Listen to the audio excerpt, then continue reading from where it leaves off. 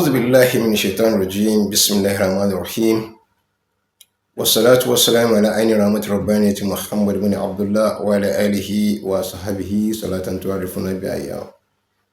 أشهد أنك أنت الله أحد الصمد الذي لم يلد ولم يولد ولم يكن له كفوا أحد.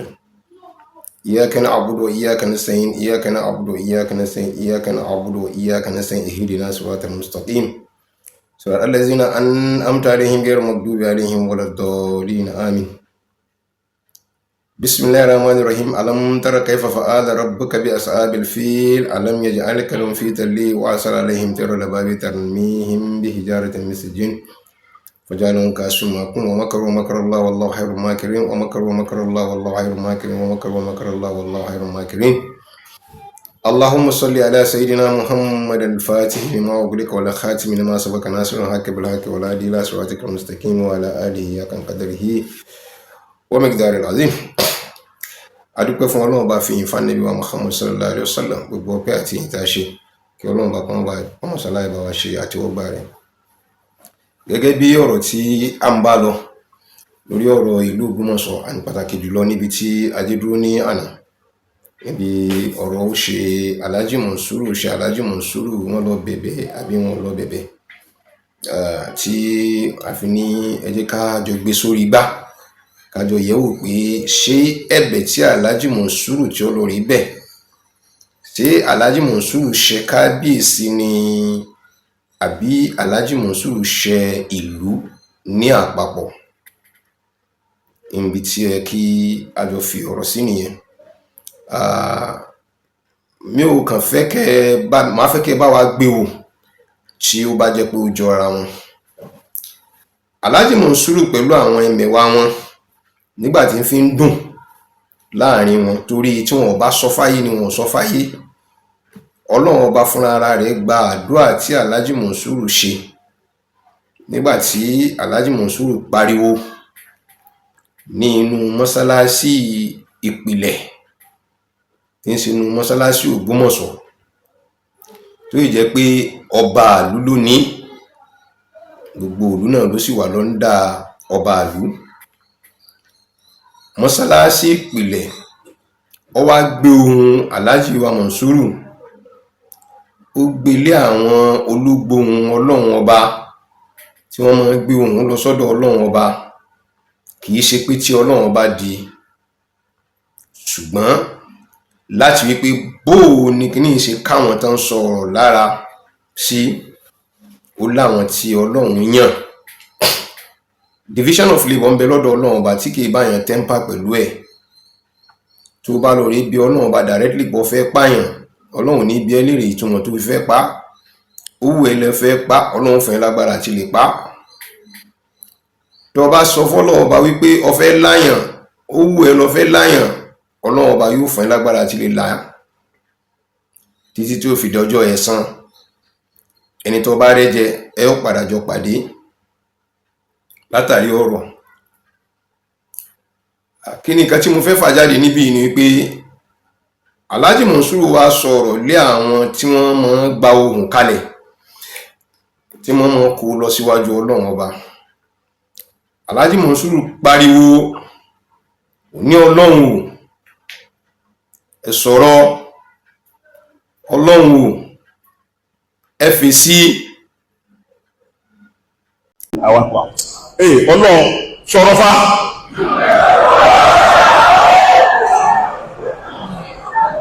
Ọlọ́run bá kò fèsì fá.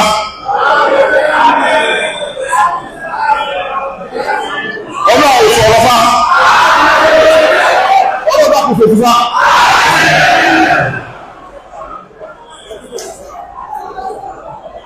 Ọlọ́run sọ̀rọ̀ fèsì fún wa o. Tá a bá ṣe àmùsùlókù. Ẹ ti rí báyìí, Alhaji Monsuru lọ sọ fọ́lọ́run pé kí Ọlọ́run bá kó sọ̀rọ̀, kí Ọlọ́run bá kó fèsì. Ọlọ́run ọba wa ti ń sọ̀rọ̀ lọ́wọ́lọ́wọ́ báyìí, ó sì ti ń fọ èsì. Tó bá jẹ́ pé Alhaji Monsuru bá mọ ẹ̀nà tí Ọlọ́run ọba tó pa fún Alhaji Monsuru gẹ́gẹ́ bí èsì tó béèrè fún, báwo ni ó bá ti ṣe dára tó. ìdí irọ́ tẹ́ lọ rèé jókòó sí tẹ́ sọ di slogan láàrin pẹ̀lú gúrùpù yín tẹ́ mọ́ sọ pé fundamental human rights, ẹni right yín láti pé kẹ́ ṣe ẹ̀sìn tó bá wù yín, ẹnìkan ò lè dà lé yín lọ́wọ́. Kábíyèsí jẹ́ Kristẹni, kò lè sọ fún yín pé bóyá bí tẹ́ gbọ́dọ̀ ṣe sí àbí bí tí ó yẹ kẹ́ ṣe sí nìyí. Gbogbo ẹ̀yin aráàlú lẹ́yìn mọ̀ wípé Alhaji Monsuru lọ sáàfin tọlọ̀rí bá kábíyèsí sọ̀rọ̀ tàbí tọlọ̀rí bẹ kábíyèsí àti àwọn ẹmẹ̀wà rẹ̀. Ọlọ́run wò jẹ́ ká rí àwọn ẹni rẹ̀ kárí bátò. Alhaji Monsuru mo ké títí tí mo ní àwọn tẹ́ kó tira in tí wọ́n jẹ tí wọ́n mú ni wọ́n fẹ́. Ẹni tó bá jiyàn ọ̀rọ̀ tí mò ń sọ yìí kó bọ́ sórí WhatsApp mi kó ní ọ̀rọ̀ Alhaji Monsuru kí n sẹ́ndì ẹ̀ sóhun, yóò wò ní audio video but kó fi pẹ̀lẹ́pẹ̀lẹ́ kó fi gbọ́. Yóò rí wípé mo ṣe ìmọ̀ràn láàrin mi pẹ̀lú ọjọ́ tọ́lọ́run ó bò mí mọ́lẹ̀. Mo ṣe fún Alhaji Monsuru ní òru ọjọ́ tí mo ṣe ọ̀rọ̀ tí mo sọ yìí. Mo fi aṣáájú ẹ̀dá Muhammad sallallahu alaihi wasallam mo fi búra, mi ò sùn pẹ̀lú ìrònú wípé mo fẹ́ bá Alhaji Monsuru sọ̀rọ̀. Mo dìde bí mo ṣe máa ń dìde tí mo máa ń ṣe àdúrà ni. Mo ṣe àlùwàlá tán kí n bọ́ sórí ẹní kí n bẹ̀rẹ̀ sí máa ṣe àdúrà mi lọ. Bẹ́ẹ̀ ni tí máa gbé mi rìn nínú ọ̀rọ̀ bá gbé mi wọ̀. Bàbá ní kí n gbé kámẹ́rà síwájú kí n ṣe ọ́díò, àmọ́ torí kí ọ́díò yẹn kọ́ bá cut, ìbẹ̀lẹ̀ mi ti sọ fún mi pé kí n ṣe ní ìṣẹ́jú mẹ́wàá. Ọ̀rọ̀ sì ń bẹ lára. Mo ṣe ìṣẹ́jú mẹ́wàá ní ọ̀nà 7. Mo wá sẹ́ndì ọ̀rọ̀ yìí ní ìṣẹ́jú mẹ́wàá 7 yẹn tí ó fi ń sínú pé bóyá ọ̀rọ̀ kan cut. Mo sẹ́ndì àṣà Alhaji Monsuru. Alhaji Monsuru gbọ́. Ọ̀rọ̀ yóò bá ti jáde síta, àwọn ẹni bí ẹni tí mo lérò pé ní ire ni wọ́n. Mo wá ń sọ fún wọn wípé ní pẹ̀lú Alhaji Monsuru tí ń sọ̀rọ̀ lábẹ́nú, kódà mo fi ọ̀rọ̀ ránṣẹ́ sí Alhaji Monsuru. Àwọn mi ò tí gbọ́ ọ̀rọ̀ yẹn, àwọn tí mo fi ọ̀rọ̀ lé lọ́wọ́ làwọn náà bá ń pariwo, lọ́ba ní ká ti lọ rí bá Alhaji Monsuru, ti lọ rí gbowó, ó ti ṣe kinní. Wọ́n bá bọ́ sórí platform náà bẹ̀rẹ̀ sí máa bú mi, náà bẹ̀rẹ̀ sí yẹ̀yẹ́ mi. Mi ò rí èsì ọ̀rọ̀ fún wọn ju wípé Ọlọ́run ó dá lọ. Àmọ́ mo sì sọ fún gbogbo ayé pé mo jẹ Alhaji Monsuru ní 1,500 naira nígbésí ayé bá ṣe jọjọ wà. 500 naira àkọ́kọ́ mo lọ rí ṣe itikaf. Ṣé Usadu náà ní kí n lọ ṣe itikaf níbẹ̀ kí n mọ́ lọ jọ́sì mọ́. Mo ti fẹ́ mọ́ padà lọ, mo sì lọ ṣe itikaf. Abẹ́ kíní itikaf mi aṣọ kírun mi kì í sáyé fóònù ńgbà náà, fóònù tí bẹ̀rẹ̀ ní ìdájí tí Alhaji Monsuru wá kásùbà. Wọ́n fi 500 naira 55 naira síbẹ̀, ó ní 500 naira. Mo parí àdúrà mi dáadáa láago 10 kọjá láàárọ̀. Mo kà á dúpẹ́ sọ́kàn mi àti ìríra. Ìwọ̀n bá tí mo lè ṣe ládùúà nínú mọ́sálásí nígbà náà ní lẹ́sẹ̀kẹsẹ̀ ni mo ti ṣàdúrà. Mo parí itikaf, mo tún fẹ́ mọ́ lọ. Ọmọ mi Maruf bá mi sọ fún Alhaji pa àti ṣetán o, àti fẹ́ mọ́ lọ. Alhaja ìyàwó Alhaji Bashiru kọ́lọ́ ọba kọ́ bá fọ̀run kẹ́ wọn. Ìwọ̀nba àwọn itikaf tí mo ṣe níbẹ̀, mi ò mọ iye tán ta oúnjẹ níta. Àwọn ni wọ́n gbóúnjẹ ìṣínú àti sàríwá fún wa. Professor Giwa àwa wọn la kọ́kọ́ jọ sí itikaf nú mọ́sálásí yẹn níta. Bá pé itikaf àwa wọn la kọ́kọ́ jọ sí nígbà náà. Lẹ́yìn rẹ̀ ta là ń lọ, Alhaji Monsuru fún Marufu ní 1,000 naira. Wọ́n fi sínú envelope kó wá fún mi. Owó òrìṣẹ́ nìyí. Wọ́n fún wa ní 1,000 naira. Ó jẹ́ 500 mo jẹ Alhaji Monsuru. Ṣùgbọ́n gbogbo yín lẹ gbé káàkiri ńgbà náà, ó ti lọ gbowó ní, ó ti lọ ṣe kíní ní, ó ti lọ ṣe kíní ní. Ó yẹ kẹ́yìn náà mọ̀ wípé bí ara ṣe ń kan wọ́n tán fẹ́ fagbára ṣe ogun tán fẹ́ ṣe nílùú Ògbómọ̀ṣọ́, tó bá jẹ́ pé wọ́n bá fún mi lówó ni, gbogbo àwọn ọmọ wọn tó wà lẹ́yìn odi, àwọn ni wọn ò bá sọ fún ipá wọn fún mi lówó. Ibi tí mo tún fi sá sí pé kí n mọ̀ kó sí kòtò wípé wọ́n sọ pé àwọn fún mi lówó pẹ̀lú orúkọ mi. Ọlọ́run ọba kó bá wa fọ̀run kẹ́ ọ̀rẹ́ mi olódodo tó dúró ti Ògbómọ̀ṣọ́ tẹ̀mítẹ̀mí taratara, Ayélérù Òkúmèbó. Nígbà tó jáde láyé, a wà níbi sàárà wọn, a parí ẹ̀ nígbà tí mo délé. Alhaji Monsuru pè mí, mo rí miss call Alhaji Monsuru. Mo pe Alhaji Monsuru padà. Alhaji, n tó ṣẹlẹ̀ ni pé n tó ṣẹlẹ̀ sí mi rèé, fóònù mi ti wà ní recording already. Àwọn tí ẹ gbọ́ pé lágbájá jáde láyé, mo ní bẹ́ẹ̀ ni. Àwọn wá mọ̀ pé mẹ́mbà University of Ibadan ni, mo ní mẹ́mbà ni, ipe University of Ibadan ló ti kàwé. But òun gangan ti sọ fún mi pé kí n má jẹ́ kẹ́ni kankan nínú wọn kọ́ mọ̀, torí wọ́n lọ rí fi alumni kan fi kọ́ òun lẹ́sẹ̀ láti pé kó wọn má fi dá sí ọ̀rọ̀ Yunusa mọ́. Kọ́lọ́ọ̀bá kó bá fọ̀run kẹ́ wọn. Gbogbo tẹ̀mítẹ̀mí taratara náà fi jókòó ti Ògbómọ̀ṣọ́. Ayélérù yìí ó kópa tọ́pọ̀ nílùú Ògbómọ̀ṣọ́ tọ́pọ̀lọpọ̀ ọmọ tí kò sínú pé ta bá pariwo jáde. Kódà àwọn ẹlòmíín dìtẹ̀ rẹ̀ nínú àwọn tá a jọ láǹjọ́ ń jìjàǹgbara débi pé nígbà tó fi kú wọn ò lè yan èèyàn kan dìde láti lọ rí kí ẹbí rẹ̀ díẹ̀ bá ń ṣe sọ̀rọ̀ ìdépò kún fowó sàrà kalẹ̀. Nítorí bá kálukú kú ṣe àwọn ọ̀nà Ọlọ́run. Wọ́n tún ń bínú wípé ó dúró tì mí lórí ìrìn àjò yìí. Wọ́n sì láàjọ ń jìjàǹgbara, àṣírí gbogbo wọn náà ló ti ń tú ní ìsìn. Monsuru ló ti lọ rí fi àyà lélẹ̀ lọ́dọ̀ kábíyèsí yìí. Ibo lẹ fẹ́ fojú sí? Nígbàtí ó kí mi tán tá a jọ sọ̀rọ̀ tán, ó dùn òun gan. Àmọ́ kí n dákun kí n fún òun ní account number mi. Òun fẹ́ fún mi lówó, owó àdúrà kí n fún opó. Wọ́n ò dẹ̀ jẹ́ kí n fún ọ account number mi. Account number opó ń bẹ lọ́wọ́ mi. Jẹ́ kí n send ẹ̀ sí ẹ. Mo wá send account number sí Alhaji Monsuru. Gbogbo bí mo ṣe ń ṣe yìí, Ọlọ́run má jẹ́ kéèyàn bá ọ̀tá tó pọ̀. Àwọn tí mo rò pé àjọ ń jìjàǹgbara l'Ógbómọ̀ṣọ́, wọ́n sì wà lábẹ́ bẹ́ẹ̀dì sí o. Bí mò ń ṣe ń ṣe, bí mò ń ṣe ń bọ̀ ni mò ń sọ fún wọn. Monsuru ti pè mí ní sí o, ọ̀rọ̀ tá a jọ sọ nìyí o. Kódà mò ń screenshot chat tá a bá ṣe pẹ̀lú Alhaji Monsuru, mò ń fi hàn wọ́n. Mi ò gbọ́dọ̀ dá ilẹ̀ ìlú Ògbómọ̀ṣọ́, gbọ́dọ̀ dá ara mi, ojú mi rí tó dan kí n wá lọ rí ta ọ̀rọ̀ ara mi lọ́fà.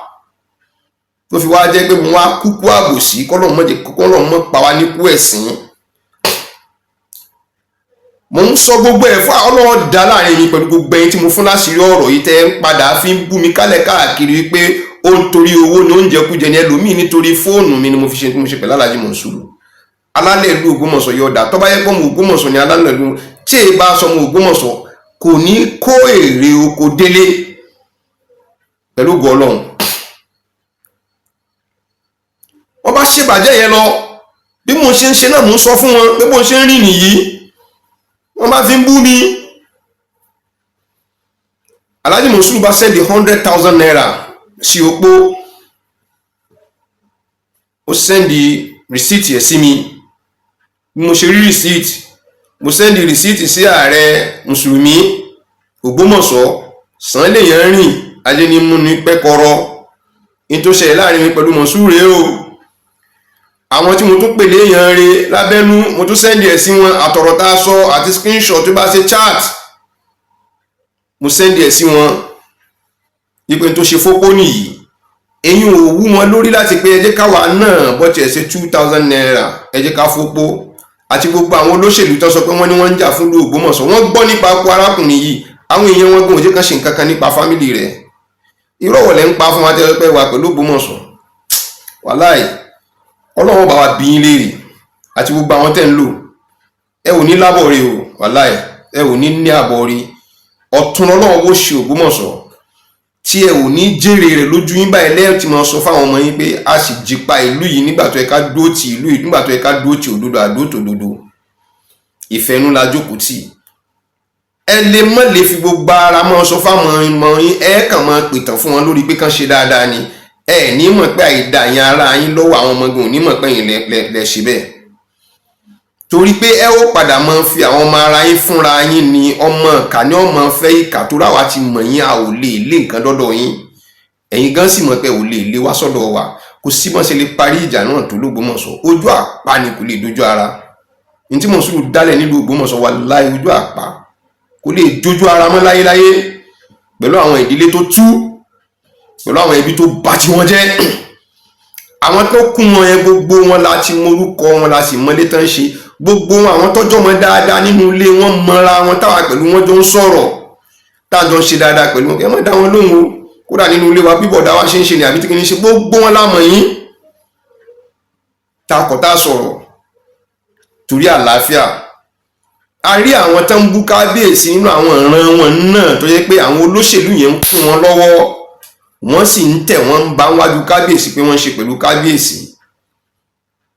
Alhaji Monsuru is not only himself on his own àwọn tó lágbẹ̀kẹ̀lé lé lórí gan náà ń bẹ nínú àwọn tí wọ́n ń dà láàmú tán fi bá débi tó dé yìí ó ti wá burú tán ní ìsìn wọ́n ti wá sọ di ohun nìkan ló kù. Mo wo fídíò kan níbi tí Alhaji Monsuru gbé ti ń sọ wípé erin kú Mọ̀gúdú fi jẹ ẹfọ̀n náà kú Mọ̀gúdú fi jẹ Mọ̀gúdú wá kú ní ìsìn kò rẹ́ni tí ó jẹ òun ẹ ti rí báyìí Alhaji Monsuru náà ti mọ̀ pé yọ̀yọ̀ ló máa ráyé ìtànjẹ lẹ́nu ni wọ́n mọ̀ but àníyàn burúkú tó wà lápẹ̀lá Alhaji Monsuru kò jẹ́ kó lè ṣí iye rẹ̀ kó rí wípé Zubairu Muhammad Taofeek Lọ́baníkà olólùfẹ́ rẹ̀ gidi ní kìí sọ̀tá ẹ̀ tí mo fi wá mo ṣe wáyé gbogbo tí mo ṣe lórí Alhaji Monsuru kọ́lọ́hún fi yọ ìwà burúkú kò lọ́wọ́ rẹ̀ kó yọ ẹ̀ṣẹ̀ kúrò lọ́rùn rẹ̀ lórí kó sì lágbára ní ìsìn kó lè bá a sáré kó yọ kúrò kó sunkún jáde káyọ̀ ọba bẹ lọ́hùn gbogbo àwọn àfáàtàn ní ká máa ṣe lọ lórí burúkú lọ́pọ̀lọpọ̀ nínú wọn tí wọ́n ń jẹ ni wọ́n ń rí wọ́n fi ń báyé rẹ̀ jẹ́ fún ni ẹni títí ẹ ti jóná lọ́pọ̀lọpọ̀ nínú wọn tálàjì Monsuru kó mọ̀ tàbí tó mọ̀ tó sì ń fọkàn agídí fi ṣe báwa la wà ń bẹ a ó sì gbá débì kan kí ni mo fẹ́ fà jáde nígbà náà mo show everything ní pẹ̀lú Alhaji Monsuru wájọ ń chat mo wá ṣàlàyé fún Alhaji Monsuru Alhaji Monsuru wá sọ pé Alhaji Monsuru ló kọ́kọ́ chat mi wípé òun appreciate nǹkan tí mo ṣe lórí ọ̀rọ̀ Dr. Sharafuddin tí àwọn kan nílùú Ìlọrin tí wọ́n pè wọ́n lẹ́jọ́ àwọn òtúrẹ́ lómi tó tún dúró tì ní mídíà kódà tí ẹ máa wọn ọmọ wọn bíi ìdíwé tèmi fi ṣe torí àwọn fídíò tí mo ṣe yẹn ó make sense gidi gan a chat pẹ̀lú Alhaji Monsuru à ń jọ chat lọ àwa mú ọ̀rọ̀ ìlú wa níbi tá a ti jọ mọ́rọ̀ ìlú wa Alhaji Monsuru now is not telling me that he is ready to pay the price anything that it worth but èmi tún rárá mi ti mọ̀ wípé kí ni mo fẹ́ gbà lórí ìrìn àjò yìí tí màá fi jáwọ́ níbi tí Alhaji Monsuru ń lọ èmi wá sọ fún Alhaji Monsuru pé if you want to be a brave man become a hero táyé ó fi mọ̀ yín why not take the path of Umar Mukhtar tinu Lion of the Desert a sacrifice kẹgbà swallow your pride èmi yìí ẹ jẹ́ kí Yunus ọmọ lọ ẹni tí ó bá jẹ ìmáàmù nílùú Ògbómọ̀ṣọ́ wáyé pé náà látún padà sọ pé ọmọ jẹ ìmáàmù ẹ jẹ́ ká fi authority rẹ̀ sọ́dọ̀ Ọlọ́run ká fi sọ́wọ́ yín bó tilẹ̀ jẹ́ pé kìí ṣe bẹ́ẹ̀ lọ́yẹ kó jẹ́ ká falẹ̀ lọ kẹ falẹ̀ kábíyèsí lọ pé ẹni tá a fẹ́ kó máa ṣe ìmáàmù kìí ṣe bẹ́ẹ̀ o kò jẹ́ dandan kó rí bẹ́ẹ̀ but like to give you that honour wípé ẹ̀yin lẹ padà túrú yín náà ni ìmáàmù tọ́jọ́ olódodo tó jẹ́ ti lù ú ló fi délẹ̀ so èmi pẹ̀lú àwọn kan méjì a ò ní tó mẹ́ta pàápàá a ó jọ sacrifice èmi pẹ̀lú Alhaji Monsuru àtàwọn bí èèyàn méjì a ó padà jọ lọ rí bá kábíyèsí a ó fi lọ rèé tún íméèjì Alhaji Monsuru ṣe. Màá wá bọ́ sí online, màá bẹ̀rẹ̀ sí máa sọ àtúnṣe tó wáyé àti bó o la ti fẹ́ ṣe pẹ̀lú Alhaji Monsuru, tí orúkọ Alhaji Monsuru àti ìdílé wọn ò ní bàjẹ́, torí pé ọ̀pọ̀lọpọ̀ nínú àwọn ọmọ inú ìdílé wọn náà ń fún mi ní information nípa Alhaji Monsuru, tó fi jẹ́ pé agídí làwọn náà fi jókòó tà Alhaji Monsuru. Mo fi aṣáájú ẹ̀dá Muhammad mo fi búra fún yín, wallahi azim, mo fi alukurani yìí mo fi búra fún yín, mo fi alukurani yìí mo fi búra fún yín, wallahi tallahi suma billahi la ilaha illa huwa. Omi nínú wọn bá débi pé Alhaji Monsuru ṣe ń gba owó nínú national park, iye tálàjì ń gbà lọ́sọ̀ọ̀sù lára national park, iye ọdún tán fi ń gbà á, wọ́n tàwọn ọ̀tà táwọn ọmọ rẹ̀ mí tí owó f'Alhaji Monsuru. Mo fi alukurani yìí mo fi búra fún yín. Àwọn míì nínú àwọn ẹbí wọn tán sọ fún mi iye ọdún tán fi gbà, wọ́n sọ fún mi account number gan, wọ́n sẹ́ndì àwọn account number tẹ́ mọ oríṣiríṣi account number t'Alhaji Monsuru lò. Wallahi tallahi suma billahi lazi la ilaha illa huwa. Mo fi ọgọ́ta alukurani mo fi búra fún yín. Gbogbo ayé nígbà pé tí ń kí alukurani kí n má kíje tó ń bá parọ́ fún yín. I know a lot about you, Alhaji Monsuru. Okay, let me say I know few, but those few tí mo mọ̀, they are conk. Gbogbo bí wọ́n ti ṣe pẹ̀lú Alhaji Shehu Alim tó fi ṣí àkáǹtì mi f'Alhaji Shehu Alim nígbà wọ́n fi ní pọ́blẹ́mù BVN, gbogbo ẹ̀ pátápátá làwọn tó jẹ́ ìran Alhaji Monsuru náà sọ fún mi, wọ́n fún mi details lé lórí. Gbogbo ìgbà tí mo fi sọ̀rọ̀ yún, I didn't talk over it torí mo mọ implication rẹ̀, kìí ṣe pé fún mi, but f'Alhaji Monsuru I know what it will take. Mo mọ nǹkan tó lè padà já sí. So for that I'm a little bit careful. Mi ò lọ síbẹ̀ yẹn for you to know pé olólùfẹ́ rẹ ni mò ń ṣe, Alhaji Monsuru.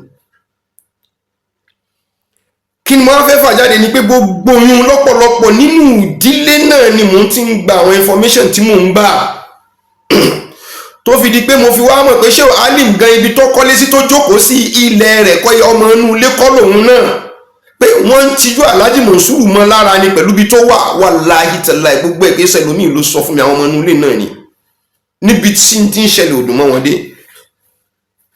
Ẹ̀yin aráàlú mo fẹ́ kẹ́ lè bá ọmọ ibi tí mo ti ń bá wọ́ pẹ̀lú ọ̀rọ̀ Alhaji Monsuru. I'm not an hypocrite. Mo wà àlàáfíà fún Alhaji Monsuru, mo sì wà àlàáfíà fún Ògbómọ̀ṣọ́. Ọ̀rọ̀ ló dórí ọ̀rọ̀ ló jẹ́ kí n mọ̀ sọ nǹkan tí mo sọ yìí díẹ̀ lẹ́ẹ̀mọ̀ gbọ́. Àwọn bá bẹ́ẹ̀ lọ, àwọn kan wá bẹ̀rẹ̀ sí mọ́ bú mi kiri. Ó ti lọ gbó lọ́wọ́ Alhaji Monsuru ni, ó ti lọ ṣe kíní ni, ó ti lọ ṣe kíní ni, wọ́n torí rẹ̀ wọ́n lọ dẹ́gbẹ́ sí méje. Mi sì sọ fáwọn èèyàn pé ẹ mọ́ sùjá wọn, ọ̀rọ̀ òṣèlú ló gbé wọn wá sọ́dọ̀ mi, torí Alhaji Monsuru náà ti sọ níjọ́ tá à ń jọ ń parí ọ̀rọ̀. Ibi tí Alhaji Monsuru gbé ti ń sọ fún mi pé lọ́ba níkà àwọn tó yẹ tó wà lọ́dọ̀ rẹ̀ àwọn náà mọ olùṣẹ́ tán ṣe olóṣèlú ni, but don't trust them. Wallahi Alhaji Monsuru sọ báyìí fèmí. Barrister Ààrẹ Abdulsalam is a living witness. Ẹ lọ rí ìbéèrè lọ́wọ́ wọn, lójú wọn náà ti jókòó náà ti sọ. Gbogbo ẹ̀yin tẹ́ gbé mi ṣépè tẹ́ bú mi, wallahi àfi tẹ́ bá tọrọ àforíjì níwájú Ọlọ́run wa. Àmọ́ tẹ́ bá tọrọ àforíjì, gbogbo tí mo fi fọ̀rọ̀ yín sùn níwájú Ọlọ́run, gbogbo rẹ̀ lọ́rùn bó gbé kó ṣẹ. In tí ò fi jẹ́ kẹrí mi mú, tí ò fi jẹ́ kẹrí mi sọ di nǹkan náà nìyẹn, lẹ́yìn tọ́lọ́run bàbá fẹ́ fi mi ṣe. Kí ni mo fẹ́ fà jáde fún wa níbí yìí? Òun ni wípé kẹ́ lè mọrú eré tèmi Zubairu Muhammad Taofeek mò ń sálá bẹ́nu lórí pé kí ogun ọmọ bẹ̀ tí Yunusa tí mò ń fi kára mọ́rọ̀ Yunusa. Ọmọ yìí ló dá problem kalẹ̀ fún wa. Alhaji Monsuru mo tún sọ fáwọn àfáà tó wà nílùú, ẹ̀yin tẹ́lẹ̀ ẹjẹ́ tẹ́ mú lábẹ́ Alhaji Monsuru ó rán yín lọ Mẹ́kà ó ṣe kíni, kí ló dé tẹ́ ò lè jókòó àdúrà láti pé k'Alhaji Monsuru kó bọ́ ní ibi tí wọ́n lọ rí Alhaji Monsuru mọ́. Àwọn àfáà náà ní ó gbọ́ tí wọ́n bá ti sọ̀rọ̀ lórí platform báyìí, mi ò gbọ́dọ̀ sọ̀rọ̀ ìṣẹ́jú méjì báyìí, wọ́n ti bọ́ síbẹ̀ tí wọ́n ti mọ fún mi lẹ́sì, tí wọ́n ti mọ bú mi. Àṣé wọ́n ń ṣiṣẹ́ míì, àwọn èèyàn ti bẹ̀rẹ̀ sí mọ fún mi ní information wọn. N tó jẹ́ kọ́rọ̀ Ògbómọ̀ṣọ́ kó débi tó dé dúró ní gbogbo àwọn tẹ́ ń pè láàfáà gidi nínú wọn náà ti jẹ́ dodo tí wọ́n lè sọ dodo. Wọ́n ti jẹ́ dodo tí wọ́n lè sọ dodo. But tí tó wá dùn mí jù ní wípé Alhaji Monsuru fail to realize. Mo bá bàbá àgbàlagbà kan sọ̀rọ̀ lórí ọ̀rọ̀ Alhaji Monsuru. ẹ̀ ń wo Alhaji Monsuru níran ni ọ̀rọ̀ yìí bó ṣe rí ni. Alhaji Monsuru, I want you to open your ears. Àwọn tó bá mọ̀ túmọ̀ ọ̀rọ̀ yóò mọ̀ túmọ̀ ọ̀rọ̀ yìí pé bí tí mo lọ mo ṣàlàyé fún wọn. Ẹ bá sọ̀rọ̀ lórí bàbá yìí, èyí tó tẹnu onítọ̀hún jáde sí wa ní wípé Alhaji Monsuru ọkàn rí bẹ́ẹ̀, Alhaji Monsuru gọ́ọ̀. Bàbá yẹn ń sọ tómi ojú àti inú ọkàn pé bó ṣe ń ṣe tó yẹ Alhaji Monsuru gọ́ọ̀ kó mọ̀ nǹkan kan. Ó kàn rò pé nǹkan kan Monsuru gọ́ọ̀ kò mọ̀ tí ń ṣe. Ọwọ́ bẹ́ẹ̀ la wà pẹ̀lú àwọn bàbá yẹn. Má ti sọ̀rọ̀ báyìí, má ti pè wọ́n. Bọ́lá tẹ bá fẹ́ voice note irú wọn gan, mo lè play rẹ̀ fún yín kẹ́ gbọ́ ní péré sí wọn sáfà Alhaji Monsuru kọ́rọ̀ Alhaji Monsuru tó débi tó dé yìí. But the problem tí irú àwọn Máyégún ní òun ni wípé wọ́n ti fọ́. Wọ́n wá bí tó fẹ́ sọ ẹrù ká lè bá sọ pé wọ́n lérò lẹ́yìn lọ tí mọ̀ pẹ̀lú Monsuru. Monsuru pè wọ́n kí wọ́n dá sọ̀rọ̀. Bukola intermediary ló kó sáàrin ọ̀rọ̀ tí ń lọ tó ń bọ̀. Bí gbogbo èèyàn bá tẹ̀ ní jìyà l'Ógbómọ̀ṣọ́, kìí ṣe bí irú Bukola, kìí ṣe bí irú ti Bukola Badmus yóò jẹ mo yó nínú yà. Alálẹ̀ ìlú Ògbómọ̀ṣọ́ kò ní jẹ́ kó ṣe já o, kò ní tètè kú. Wẹ́rẹ́ ní ọmọ jẹ́yà. Bukola Badmus, mo fẹ́ kọ́ lọ rí sọ fún àwọn èèyàn nínú court kó sọ́jáde pé mo níwàá jẹ ìyà bóyá o lè pẹjọ́. Àṣẹ àkọ́kọ́ tí kábíyèsí ó pa nílùú Bukola Badmus lọ́kọ́kọ́ sọ fún gbogbo ayé pé ẹ jẹ́ ká tẹ̀ mọ́lẹ̀, ẹ lọ já mọ́sálásí ẹnìkan kò tó bẹ́ẹ̀ bó ní kèfèrí ó fi mọ̀ pé headline bẹ́ẹ̀ now. You are proud of doing it. Baba Abdulsalam ọlọ́run bá yóò jẹ́ kẹ́mi yín kógùn. I remember going to his house for the first time. Èmi pẹ̀lú wọn pẹ̀lú Ailero àti lọ́yà nígbà náà kó náà tó dà bó ṣe dà. A jọ sọ̀rọ̀, wọ́n ní ẹ̀ǹsọ́ nílé Alhaji Monsuru ká lọ rí sọ̀rọ̀ ìbá mo ní mi ò ní lọlé Alhaji Monsuru. Abdulsalam ni I'm for peace and gentlemen, we just have to go there. Ìjọ mo ti lọ sílé Alhaji Monsuru ni mo ti dọ̀tá ọ̀pọ̀lọpọ̀ nínú àwọn èèyàn tán láàjọ ń jìjà agbára. Ẹ ò sì ní rórí bọ́ pẹ̀lú ògo Ọlọ́run. Ó bà wọ́n nínú jẹ́ wípé mo lọ fún settlement. Ó bà wọ́n nínú jẹ́, wọ́n ní àwọn ti mọ̀ pé kò sí ìjókòó táwọn lọ yín máa já sówó ni ká tó wá pọ̀rọ̀ pé lọ́ba ní kọ́ jáwọ́ yóò gbowó ní lábọ̀. Wọ́n ti bẹ̀rẹ̀ ọ̀tẹ̀, wọ́n ti bẹ̀rẹ̀ ebú, wọ́n ti ń ṣe kálẹ̀ káàkiri lórí ẹ̀ ò ní lábọ̀ rí pẹ̀lú ògo Ọlọ́run. Àbí tó bá yẹ pé mo bá fi àníyàn mo fẹ́ lọ gbà mọ́ Ọlọ́run wọlá òjò tó pa wá wọnú ilé yẹn tó sì tó pa wá jáde nínú ilé yẹn, Ọlọ́run wọlá ọjọ́ náà ẹ ò ní lábọ̀ rí torí kẹ́lẹ́ mọ̀ pé mo ní ìfẹ́ ìlú sínú ọkàn mi ni mo dú síun. Níjọ́ náà bí mo ṣe ń wọlé Alhaji Monsuru tá fẹ́ máa sọ ọ̀rọ̀ ni mo sọ ọ̀rọ̀ sí lọ́ọ̀yà mi létí. Ẹ sọ fún wọn pé ọ̀rọ̀ tá fẹ́ sọ ń bí ọ̀rọ̀ kábíyèsí kọ́ la fẹ́ sọ, ọ̀rọ̀ Yunusa kọ́ la fẹ́ sọ, ọ̀rọ̀ àní pẹ̀lú Alhaji Monsuru ni. Just like èyí tí Alhaji Monsuru náà lórí ṣe ní ìsinmi pé ọ̀rọ̀ tara òun lòun bá wá kìí ṣe ti Yunusa kìí ṣe ti nǹkan míì. Èyí tí mo yọ gbọ́ rí mi ò sí ń bẹ̀ òun ni wípé as alleged olórí àwọn seminary ń ló pọn àwọn Alhaji Monsuru lọ sí ọ̀dọ̀ kábíyèsí. Ẹ sì ní kábíyèsí ti kìrìsìtẹ́nì nìkan ní í ṣe, àwọn kìrìsìtẹ́nì ọ̀wọ́ náà wìí ṣalájọṣepọ̀. Àwọn mùsùlùmí tí wọ́n bá tún wá kọ́ Alhaji Monsuru pé Islam is for peace. Àwọn ni wọ́n ń sọ wípé tí wọ́n bá gbá yín létí ọ̀tún ẹ mọ̀ pé fún wọn ní etí òsì o. Àwọn yìí là ń pè ní Máyégún ìlú tí wọ́n ní káyé ọmọ gùn. Ẹ̀sìn àlàáfíà lẹ̀sìn wa. Islam is the religion of peace. Ṣùgbọ́n Islam ọ̀kọ́ wa pé tọ́mọ́gbọ́ orí fọ̀tún ọkọ̀ sí o.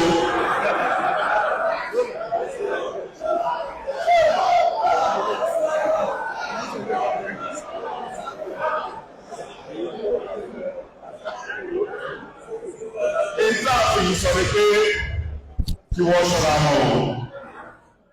Wèrè sún wíwèé bá kò gírí òwe ọ̀fọ̀ mọ́ o à ń kìlọ̀ ẹ̀rí o ẹ ń bá létí kí wọ́n gbọ́ o. ó rò pé ti rí báyìí nísìn Islam ọgbà ká gbani létí ọ̀tún ká kọ tòsí síyàn tí wọ́n bá sún àwọn kan ògiri in tí ó bá dà ní ó dà pẹ̀lú ọba ìlú lójú gbogbo àwọn èèyàn nínú mọ́sálásí ìlú mọ́sálásí ọba. Ẹ ti gbàgbé pé àṣẹ wà níbẹ̀ yẹn tọ́lọ́run fi ní kẹ́ ẹ lọ rí parí ọ̀rọ̀ yín níjọ́ náà pẹ̀lú nǹkan tí Alhaji Monsuru sọ pé kọ́lọ́run ọba kó dáhùn kọ́lọ́run ọba kó fèsì ọlọ́run sì dáhùn ọlọ́run ọba sì fèsì. Now kí ni mo fẹ́ fà jáde ni pé gbogbo efforts mi nígbà náà Alhaji Monsuru pé I should name the price pé Alhaji Monsuru pé he is ready to pay the price anything that is going to take. Mo wá sọ fún Alhaji Monsuru mo pé price kankan kọ́ I want you to sacrifice give up gẹ́gẹ́ bí Umar Mukhtar the lion of the desert mo wo fíìmù yẹn religiously but he has the time ó ní chance láti pé kó free ara rẹ̀ kó betray gbogbo àwọn èèyàn rẹ̀ nígbà tí wọ́n ti mú tán orí ibi tán mú dé báyìí tí wọ́n pé the general wants him to just decide one thing that he wants tó fi túlẹ̀ tó fi mọ́ lọ ó ní just get me water so that I will be able to make ablution and pray to my Lord. Ká fún lómi kó n fi ṣàlọ́ àlá kó n lè bá rí bí kírun sọ́dọ̀ Ọlọ́run bá wọn kó n lè bá bọ́ Ọlọ́run bá sọ̀rọ̀. Ó dẹ̀ sọ pé from this generation to the next generation to come àwọn ò ní ever betray ìlú àwọn báwọn ṣe mọ̀ ṣe. Ẹ wo orúkú tí Gaddafi kù náà ṣé Gaddafi sọ fẹ́ sálọ sọ fẹ́ tọ́gbà fẹ́ sálọ ṣé kò lè sálọ ni even kọ́ wọ Niger ṣé wọn ní protect ẹ̀ àbí kọ́ sáré wọ Chad ṣé wọn ní kódà tó bá sáwá sí Nàìjíríà ò ní faramọ́ pé kí nǹkan kó mú Amẹ́ríkà tán lé kiri gan tó bá sáré lọ́dọ̀ wọn ò ní pé nǹkan kó mú but he stood by his people wọ́n ní wọn ò gbọ́ wọn ò gbangba náà tán fi lọ rí lùdí àkókò pẹ̀lú àwọn ará òde tán fi jà wọ́n lógun níbo lọ̀rọ̀ wọn já sí ní ìsìn nígbà tí Gaddafi kú tán. Make that sacrifice Libya ò lè ever fọlẹ́ gbàgbé tí ń ṣe wọ́n ní ìsìn wọ́n tún padà dìde Libya ó tún padà dìde torí pé àwọn tó pilẹ̀ Libya òdodo náà fi ṣe wọ́n ti fi ẹ̀mí ara wọn wéwu kalẹ̀ wọ́n ti fi ẹ̀mí ara wọn lẹ̀ fún ìlú wọn látara Umar Mukhtar ẹ lórí wo fíìmù yẹn dáadáa the lion of the desert.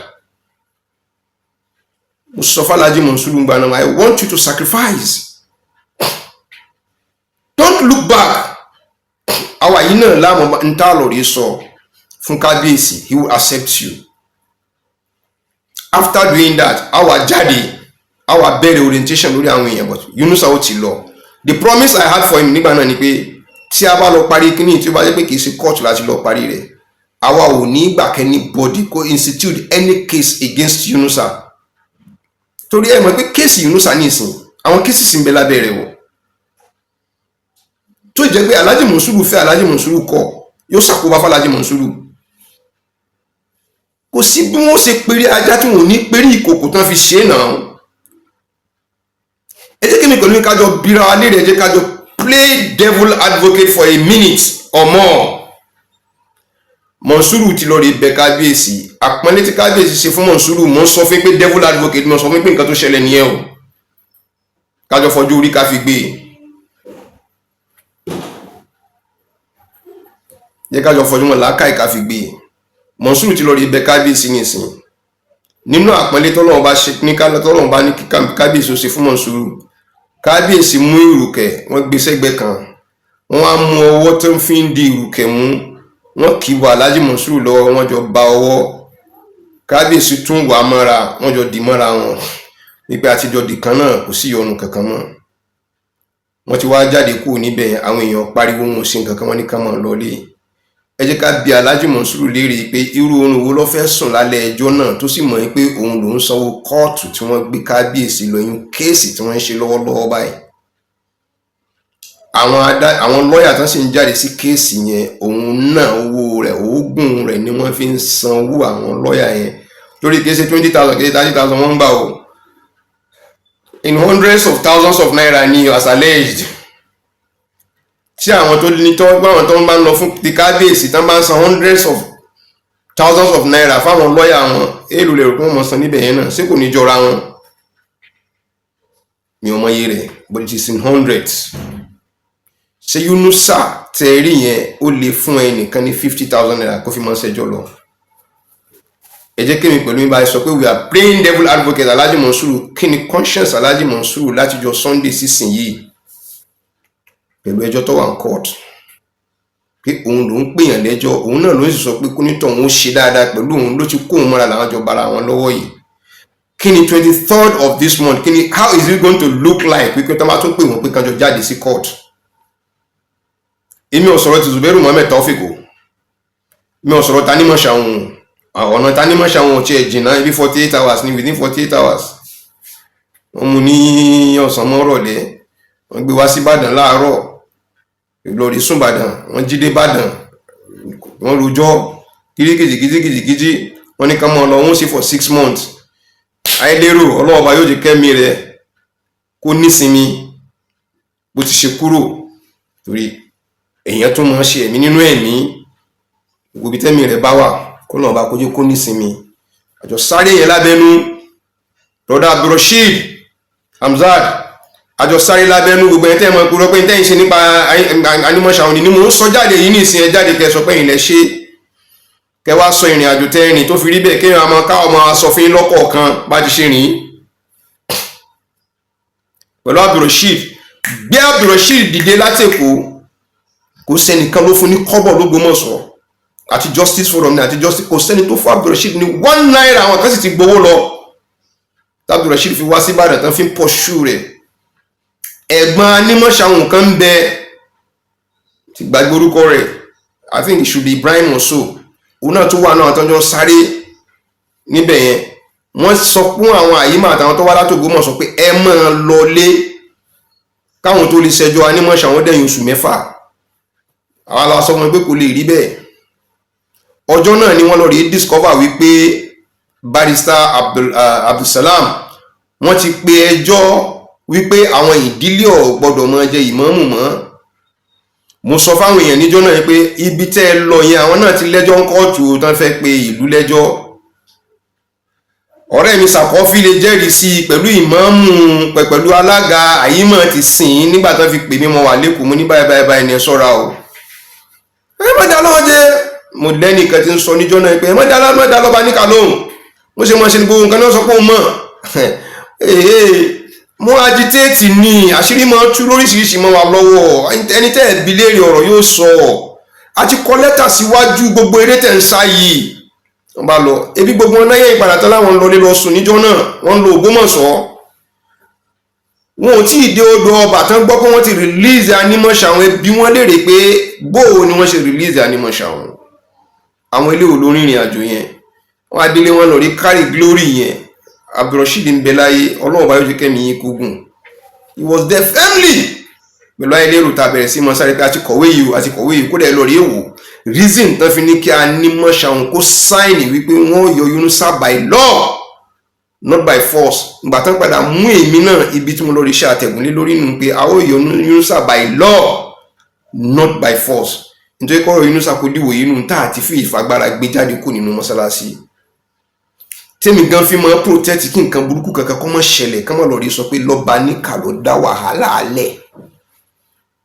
ń ló mú mi tí mo fi ń pẹ́ l'Ógbómọ̀ṣọ́ tó ń bá ti lọ́dún bá pẹ́ gan pé wọ́n ti sọ pé láti Èkó ni mo ti máa tánà wàhálà sí Ògbómọ̀ṣọ́ and all this thing I'm doing it kì í ṣe pé nìkan ló ń sponsor mi you think I'm lying I'm before the whole world now I want one person to come out wípé every month iye tó ń mọ send sí mi lóṣooṣù ní pé kí n fi jẹun kí n mu kí n fi take care àwọn data mi kí n fi take care family mi ṣé báwọn náà mọ̀ pé mo láwọn ọmọ tán lọ school ṣe ọ̀fẹ́ ni wọ́n lò ní àwọn sọ pé mo pa owó yẹn kanú lé láti mọ̀ fi ṣẹjọ́ kiri ni and I want somebody who will come out and tell me pé owó táwọn lawyers mi ti charge mi ẹ̀yin mọ̀ táwọn lawyer mọ̀ charge ẹ̀dí kan lórí bí wọ́n lè rí pé sọ pé nínú owó yẹn percentage ta kó fún ẹ̀ ní lọ́ba níkà gbé torí owó lawyer nìyí I took all this thing upon myself.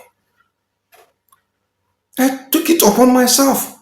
Gbogbo ìbàjẹ́ tẹ́ ń ṣe kálẹ̀ káàkiri tẹ́ ń ṣe kíní kẹtẹ́ ń gbé torí blogger ni wọ́n fẹ́ fi wọ́n gbé owó ni wọ́n fẹ́ ṣe gbogbo rẹ̀ ní I said this thing to Alhaji Mansur, but you use all what you have to fight me.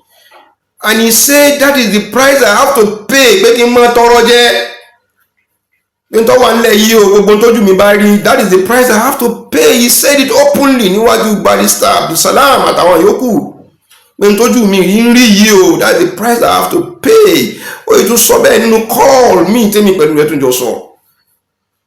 Lórí àlàáfíà ìlú. Ẹ jẹ́ ká sọ pé àwa àlàáfíà fúlù ká mọ́ sàn kankan. Ṣé n tójú àmì pẹ̀lú Alhaji Mansur rí sí mo lè gbàdúrà pé k'Alhaji Mansur náà kórí mú mi l'Ógbómọ̀ṣọ́. Àbí kórí dáadáa mi ṣe. Ṣé mo lè gbàdúrà kórí bẹ́ẹ̀? Kéèyàn lówó kó lówó ju Kárúnà lọ, àmọ́ ibi tó parí rẹ̀ sí ni. A gbọ́ nínú tàmọ́ tí Kárúnà parí rẹ̀ sí. Ṣé ibi tó dá ló parí rẹ̀ sí? Ibi tó dá ló parí ẹ̀ sí. I become a victim to everybody.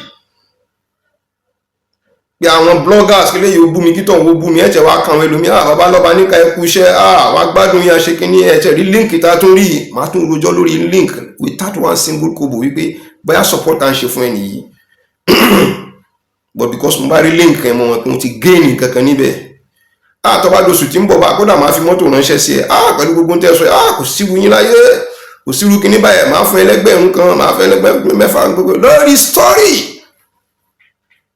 Nobody knows how I eat. Nobody sees how I move. I don't want to call names of those very close to me. I just struggle with the they've been giving me the little support. Okay, and you let Lord rally around for me to survive. I want to for me go kakiri within this struggle. Koda Sikiru to the poto para Lord the camp. Alhaji Mansur ń sọ fún wa níjọ́ dájú pé owó tí Síkírù wá gbà lọ́wọ́ àwọn pé àwọn fẹ́ bá lọ́ba níkà sọ̀rọ̀ is over 400,000 naira wípé àwọn fẹ́ fi bá mi sọ̀rọ̀ táwọn ń lọ sí èkó àwọn fẹ́ lọ rí bá mi sọ̀rọ̀ lórí irọ́ pé irọ́ ni wọ́n pa. It went like that. Those money nígbà tó tún yá Alhaji Mansur tó tún send another 50,000 naira. Send another 50,000 naira and he send the receipt to me. But if you receipt send it, they still don't believe me. I want to new agenda. So in tin ṣẹlẹ̀ nílùú Ògbómọ̀ṣọ́ kìí ṣe Kristẹni tẹ́ bá gbọ́ tó máa sọ pé àwọn Mùsùlùmí ò dá àwọn Mùsùlùmí náà ní àwọn imams ní kò sọ ọmọ kéwú àwọn imams. Àwọn náà ní àlọ́bá ní ká ti lè sọ̀rọ̀ jù lọ́bá ní kíní kan torí pé wọ́n fẹ́ kí n tú àṣírí àwọn jáde lórí tí ń lọ. Àwọn náà sì ti lé ti tèmi torí pé fúnra ara àwọn táwọn jọ ń jìjàǹgbara náà kóra wọn jọ without my consent. Mo fẹ́ kẹ́yìn náà kẹ́ bá mi wú ẹ̀yìn èèyàn wa without my consent. Wọ́n sì lọ rí ká bàbá mi mọ́lẹ̀ láti lọ rí mọ́ bí bàbá mi léèrè pé báwo ni wọ́n ṣe bí mi bó wọ́n ti bí mi bó mo ṣe rí bó mo ṣe mọ̀. Ọlọ́run ṣe wọ́n rí fọ́tò ìyá mi wọ́n bá bàbá mi wọ́n rí fọ́tò gbogbo ẹ̀ wọ́n ṣe gbogbo ẹ̀ wọ́n sì gbọ́n tán gbọ́ lẹ́nu bàbá mi without my consent. Wọ́n gbẹ̀yìn mi lọ mo wà l'Ógbómọ̀ṣọ́. You can see what I'm passing through. In order aláwọ̀ tán sọ pé àjọ ń jìjàǹgbara ni o àwọn náà ń gbẹ̀yìn lórí ṣèwádìí mi nílé wa yàtọ̀ sí èyí tí àwọn sẹ́ẹ̀tì àwọn tí wọ́n ń ṣe tìlú tí wọ́n wà tí wọ́n lọ sínú ilé wa pẹ̀lú fídíò pẹ̀lú gbogbo rẹ̀ tó lórí rìkọ́d lọ́dọ̀ àwọn ọmọ inú ilé níbi tó ń ṣe mítìnì tó lórí burúkú kan wà ń bẹ̀ tó pé òun gan náà kò ní kankan ṣe pẹ̀lú ilé lọ́ba níkà àgbà wọn láyè ìjókòó bẹ́ẹ̀ ni pé gẹ́nẹ̀ ni wọ́n rí i ní gẹ́nẹ̀ ni bàbá àwọn gbàtọ́ ni gẹ́nẹ̀ ni lórí burúkú mọ́ sáǹfààní apààyàn lórí burúkú mọ́ sáǹfààní.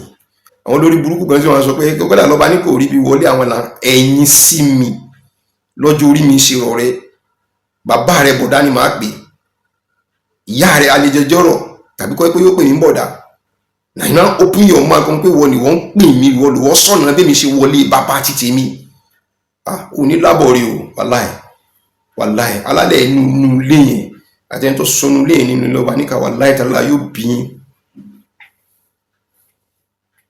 These are one of those things I'm passing through. Kì í ṣe pé emotional video kọ́ ni mo ṣe fídíò rí tí mo ń sun real ẹkún lórí ìlú Ògbómọ̀ṣọ́ ó wà online tí wọ́n ń sun ẹkún lórí tí wọ́n ń fọ Ògbómọ̀ṣọ́ rọ pé kó tó dà báyìí. I've seen this thing.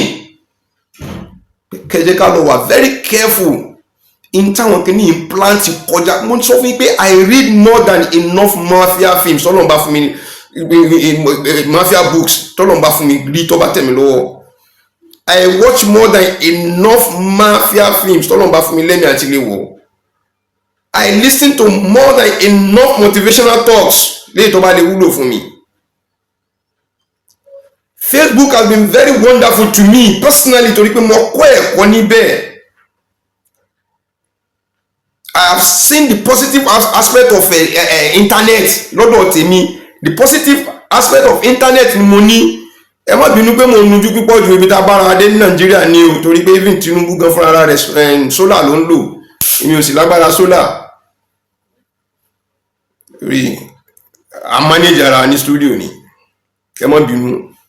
Àbá kan yé sí àbá tí mo rí mi kí n mọ lágùn bọ̀yọ̀bọ̀yọ̀ báyìí but ọ̀rọ̀ ìlú ni I have to say things out. Ẹ má bínú. So what I'm really saying about this ni pé wọ́n jókòó sójú kan náà wọ́n ń fi Ògbómọ̀ṣọ́ pawó irọ́ lórí òṣèlú lórí gbogbo rẹ̀. Gbogbo àwọn tẹ́ǹsì ń rí yìí lọ́jọ́ wípé ọwọ́ wọn ò mọ́. Àwa tún wá rí àwọn tó tún já wọn aṣíwájú nínú ọ̀rọ̀ ìdàgbàsókè ìlú Ògbómọ̀ṣọ́. Wọn á ní mọ́ dárúkọ mi mọ́ tó bá dárúkọ mi máa fọlọ́pàá gbé. Mo ní ọ́díò rẹ̀ mi ò ní tí play rẹ̀ nísìn ọjọ́ píplay rẹ̀ ń bọ̀ mi ò ní play rẹ̀ to the whole world like this to see máa play rẹ̀ fún kábíyèsí ni.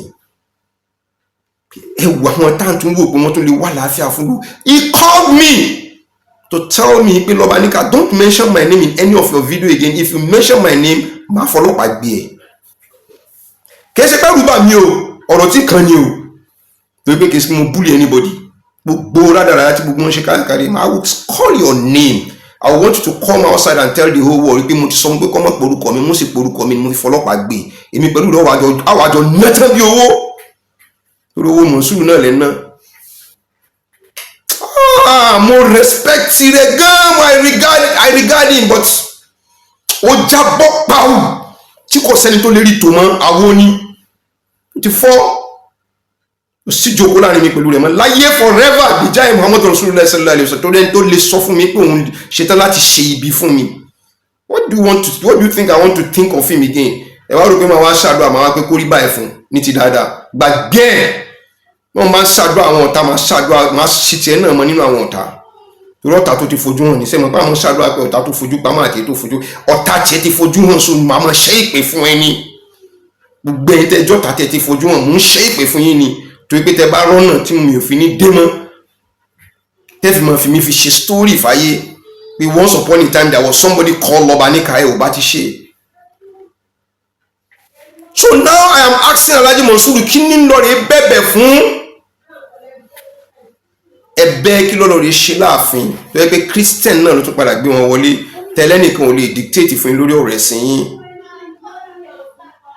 You said it now wípé Christian kankan ò lè bá yín decide wípé ẹnìkan ò lè sọ pé kẹ́ ẹ di mẹ́sìn kan àbí kẹ́ ẹ mọ́ ṣe ẹ̀sìn kan. You said it. But kí ni nǹkan tó wá fa tó jẹ́ pé ìpàṣẹ Christian náà lè fi tó fi padà fi lọ́wọ́ ààfin ẹ ò ṣe sọ fáyé. Ṣé ẹ rò pé torí Ọlọ́run ní kábíyèsí fi sìn yín jáde ni? Wọ́n ṣe ọlá fáwọn tó fún wọn lọ́lá tí wọ́n wà ní náà sìn jáde. Tó wá pé ìnìkan lẹ́wà ní gan náà mọ̀ wípé ò ṣe nǹkan tẹ́ fi lè wọlé. Tẹ́ bá sì wọlé bẹ́ẹ̀ ṣe wọlé òun ẹ̀ ṣe nǹkan tẹ́ fi lè jáde lálàáfíà. Ẹ̀yin èèyàn ní nǹkan tí Yunusa fún nǹkan tí Alhaji Monsuru fojú ìlú rí lórí ọ̀rọ̀ Yunusa which he openly stated it wípé àwọn lòun mọ nǹkan tó wà láàrin òun pẹ̀lú Yunusa àtọ́lọ́hun àwọn làwọn mọ̀ bí táwọn jọ dé sí. Èmi ló wù pé ìmọ̀ àbúdá òṣèlú àwọn mo fẹ́ tẹ̀lé bíṣà mi nìyẹn bíṣà tó ń tẹ̀lé wọn èmi ló yí àtọ́lọ́hun kò lè jẹ́ nìkan kan mọ́ ìṣẹ́ kó jẹ́ nìkan kan tó ibi àkọ́kọ́ làjọ ṣe. lẹ́yìn náà gbọ́ inú ìsìnkú níbi táwọn jọ dì sí pẹ̀lú ọ̀rọ̀ Ọlọ́run. So we are now asking ourselves wípé who is fooling who? Wọ́n parí ìjà ní ìsìn láàrin kábíyèsí, wọ́n bára wọn lọ́wọ́, wọ́n jọ dì mọ́ra wọn. Bó ni relationship wọn pẹ̀lú Yunusa àti relationship wọn pẹ̀lú bàbá, báwo ló ṣe lè work pẹ̀lú ẹni tí ń bú kábíyèsí, tí ń yẹ̀yẹ́ kábíyèsí, tó yẹ pé túrú tọrọ kọ́bọ̀ tí wọ́n ná lé lórí náà ló fi bú kábíyèsí, ló fi ṣe gbogbo nǹkan tó ṣe. So we are just fooling ourselves lórí nǹkan tẹ́ tó wà nílẹ̀ yìí. À ń jìjọ ń tanra wá jẹ ní lórí tó wà nílẹ̀ yìí. Ẹnìkan bí mí léèrè nínú YouTube, Ọlọ́run bá yóò jẹ́ kó dáa fún yín, pẹ̀lú nǹkan tó sọ pé bàbá lọ́ba níkà let peace reign nígbà tó lọ́n ti ní Alhaji Monsuru pẹ̀lú àwọn èèyàn wọn kan ti lọ bẹ̀rẹ̀. Mo ní yes, very good, alhamdulillah, àwa náà fẹ́ peace yẹn náà kò ti wáyé. Okay, now kí lẹ fẹ́ sọ fún wa ní ìsìn nípa Imam Tosu tó wà nílùú Ògbómọ̀ṣọ́? Kí lẹ fẹ́ sọ fún wa ní ìsìn nípa ọ̀rọ̀ case tó wà ní court? Kí lẹ sì fẹ́ sọ fún wa ní ìsìn nípa Alhaji Monsuru pẹ̀lú society ìlú Ògbómọ̀ṣọ́, pẹ̀lú ibi tán bọ́rọ̀ Ògbómọ̀ṣọ́ dé? Kí lẹ fẹ́ sọ fún wa nípa ọ̀rọ̀ development ìlú Ògbómọ̀ṣọ́ tó yẹ pé ẹ má jẹ́ kí nǹkan dáadáa wọ ìlú Ògbómọ̀ṣọ́ kò sẹ́yìn gbogbo wọn? Àárín yóò lè gbà wá tán, máa mú jáde pẹ̀lú proof ó ṣe jẹ́ bẹ́ẹ̀. Ibi tá ti dóńdó Ògbómọ̀ṣọ́ ò ní lọ síwájú. Tẹ́gbẹ́ ti ń pera wọn pé sẹ́yìn lẹ́ ń mójútó ọ̀rọ̀ iná Ògbómọ̀ṣọ́, sẹ́yìn lẹ́ ń mójútó, tó bá pẹ́ ilẹ̀ ń bá mójútó ọ̀rọ̀ iná Ògbómọ̀ṣọ́, ẹ má gbé fáìlì yẹn jáde o. Ṣé ti gbé fáìlì yẹn jáde? Wọn láwọn tí gbé jáde, ẹ má gbé jáde o. Lórí ọ̀rọ̀ fáìlì iná inú Ògbómọ̀ṣọ́, ẹ béèrè lọ́wọ́ Alhaji Monsuru kó fi odidi Al-Qur'ani ìbúra pé kò pé wọ́n kọ́ sọ fún ẹ pé fáìlì iná Ògbómọ̀ṣọ́ wọn gbọ́dọ̀ gbé jáde. Ẹ béèrè lọ́wọ́ rẹ̀ kó tó ìjọ pé máa mú proof yẹn jáde wá fún yín. Ẹ pé kó fi Al-Qur'ani kó fi búra, Al-Qur'ani mo fi gbà, ẹ pé kó fi Al-Qur'ani búra pé wọn ò pé yàn ipe ń gbọ́sẹ̀ ti gbé fáìlì yẹn jáde yẹn tó láwọn ti gbé ẹ mọ́ gbé jáde o. Bá ṣe mọ́ wà nínú tó bá yẹ ọba yẹn alágídí yẹn tó bá fi lè gbà bí ló ṣe mọ́ wà nìyẹn. Ẹ béèrè pé kó búra. Who is now fooling who? Look, I've given you all the chance of this life. Gbogbo chances ayé tí mo lè fún Alhaji Monsuru lè mí yìí fún Alhaji Monsuru. He underestimated me. Wípé I'm nothing. kékeré látàṣí kéré. Omi rẹ̀ ọmọ ṣe fi bọ́jú o. Wàláì, omi rẹ̀ kò ṣe fi bọ́jú. So what I'm saying in the essence ni pé ẹ̀yin tẹ́ ń lérò pé Alhaji Monsuru lórí bẹ̀ kábíyèsí láàfin. Kábíyèsí o, agbọ́ ẹgbà ẹ sì foríjì ń tòótọ́. Inú àwa náà dùn sí bẹ́ẹ̀ sì foríjì brother wa.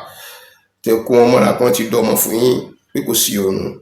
Ẹjọ́ tẹ wá ní kóòtù nǹkan ṣé yóò sìn yín lọ tẹ́ máa ń lọ kóòtù, àbí kábíyèsí ti lẹ́jọ́ kóòtù ní ìsìn wọn náà dẹ̀ jẹ́ kan náà personality Ògbómọ̀ṣọ́ ní ìsìn so wàá kún wọn lọ́wọ́ láti pé kí wọ́n lọ, àdáwọn tẹ ní wọn gbọ́dọ̀ tẹ̀lé wọn lọ sí kóòtù ní ìsìn sẹ́ release wọn láti máa tẹ̀lé kábíyèsí lọ kóòtù kan máa lọ kan máa bọ̀. Irọ́ ń parọ́ fún rọ́. Eléwo nínú yín ló lè dé ejò mọ́ fìlà? Pópó oògùn ló ń gbójúlé. Ṣẹ́rí ẹjẹ́ tí ó sọ kí nìkan fún yín ní tí mo fẹ́ fi conclude video yìí. Ó ní pé bẹ́ẹ̀ gún ata nínú odó, bẹ́ẹ̀ lọ ata lórí ẹ lọ ọlọ, bẹ́ẹ̀ fi ẹ́ńjìnì ìgbàlódé tẹ́ bá fi lọ ata, wàláhì tàláhì èyàn ò pé kí ata kó yí ìwà rẹ̀ padà. Kò síbẹ̀ ṣe lè ṣe pẹ̀lú ọ̀rọ̀ Alhaji Monsuru àfi tí Yunusa bá lọ. Tẹ́ bá fẹ́ sọ anything nípa ọ̀rọ̀ Alhaji Monsuru nísìn tí Yunusa ọba tí ì lọ, ẹ jẹ́ kí ọmọ Ògbómọ̀ṣọ́ mọ̀ wípé a ti lose ọmọ Ògbómọ̀ṣọ́ kan, and that is Alhaji Monsuru àti àtàwọn subordinates wọn tó bá wà pẹ̀lú wọn. Ṣé bẹ́ẹ̀ ni? Okay, tẹ́ bá wá rò pé bẹ́ẹ̀ kọ́, ẹ jẹ́ kí n fún yín ní a very short illustration. Mo ti sọ sókè ń bẹ̀ yẹn. Àwọn Haúsá ní bá àyọ̀bọ̀n ɗan kuturu sai ya 20. Bá àyọ̀bọ̀n ɗan kuturu sai ya 20. Ẹnìkan yìí yin ọmọ adẹ́tẹ̀ tán ṣẹ̀ṣẹ̀ bí ọdẹ́yìn 20 ọdún. Ìtumọ̀ ni pé adẹ́tẹ̀ bímọ ìka ọwọ́ rẹ̀ àti tẹsẹ̀ rẹ̀ pé àwọn ará ilé wọn ń lùlù, wọn wá ń jó, wọn ń dunnú.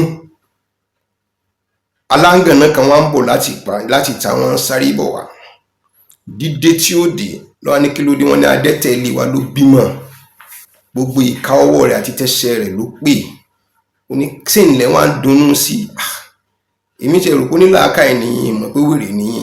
àwọn níbi ìbò ẹ ò gbọ́dọ̀ tí ìyìn ọmọ aká wípé ìka rẹ̀ pé ẹsẹ̀ rẹ̀ pé ẹ jẹ́ kó dẹ̀yìn ọdún 10 tí ọba tí ì sí kankan tó bá rí ẹ wà mọ kólùjọ ń gbà náà tó bá ti wá tógun ọdún ẹ wá lè mọ jó káàkiri ìlú wípé adẹ́tẹ̀ bímọ tó níka tó pé tó níka ọwọ́ àtẹ̀sẹ̀sẹ̀ tó pé torí náà ẹ má ṣe yan ọmọ adẹ́tẹ̀ tí ọba tí ì pọ̀ mọ́ 20 ọdún. Ìtumọ̀ Haúsá yẹn nìyẹn. Ẹ má ṣe yin Mọ̀nsúrù pé Mọ̀nsúrù ṣe dáa Mọ̀nsúrù ṣe dáa Mọ̀nsúrù ẹ má ti yìn pé nǹkan tó ṣe náà ẹ má ti yìn. Ẹ jẹ́ ká wo on the 23rd of this month bóyá a tún jókòó ní kóòtù pé kóòtù sì tún continue àbí wọ́n gbẹ́jọ́ kúrò ní court. If I were to be Mọ̀nsúrù kì í ṣe pé bó ṣe ń wù mí I'm advising him. I don't tell him to do it. He must do it. He could have take the part of hero and swallow his pride.